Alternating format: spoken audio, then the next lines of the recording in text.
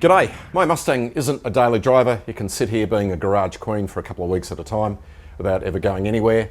And depending on its battery condition, I've noticed that after a few weeks I can get a notification on the Ford Pass app that it's starting to shed features that draw power in order to preserve the battery. But today I'm hooking up one of these. This is a CTEK MXS 5.0 battery charger. These chargers are quite popular within the Mustang community.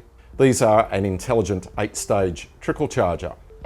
I've also got the 2.5 metre extension and the mounting bracket, which also doubles as a hanging hook.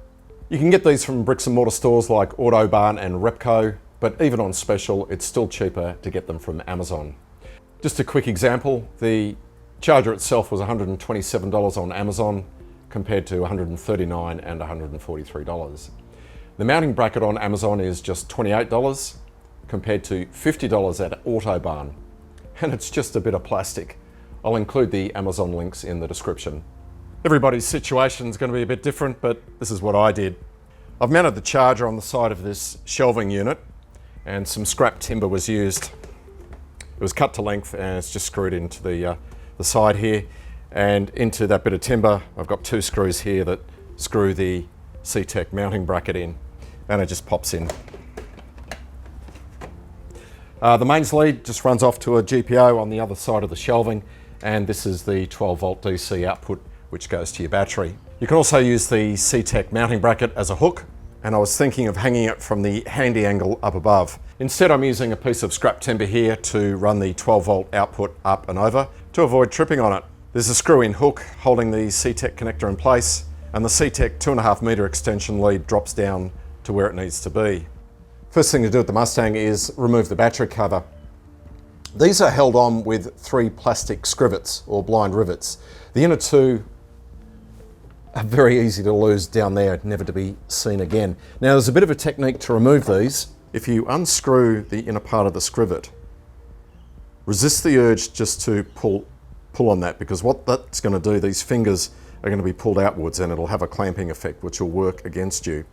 So unscrew it and get your fingernails underneath the body of the scrivet itself and pull the whole thing out. One important thing to consider is the car's battery management system, which is that device here. You need to hook the negative charging lead to the other side of the BMS, or the chassis side of the BMS.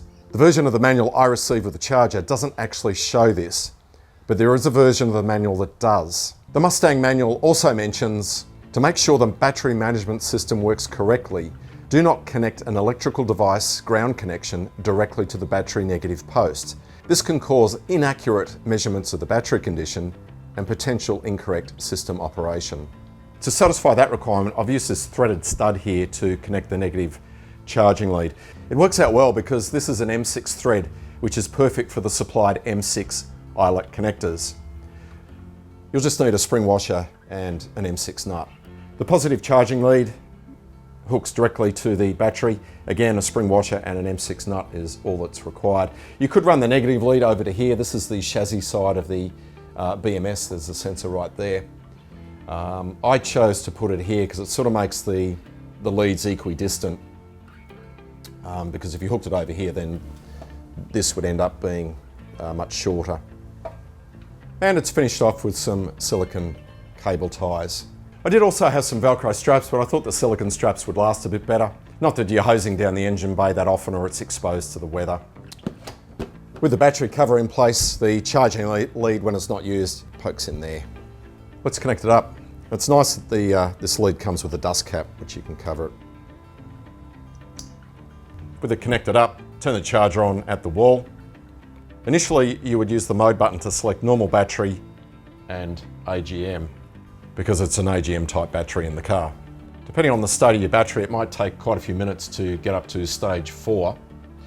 Then it could take some time to get up to stage 7, which is the normal float charging stage. I've never had a problem starting the car after it's sitting here idle for a few weeks not being driven around, but something like the CTEK charger should extend the battery's life. Thanks for watching. You'll see me next time. Cheers.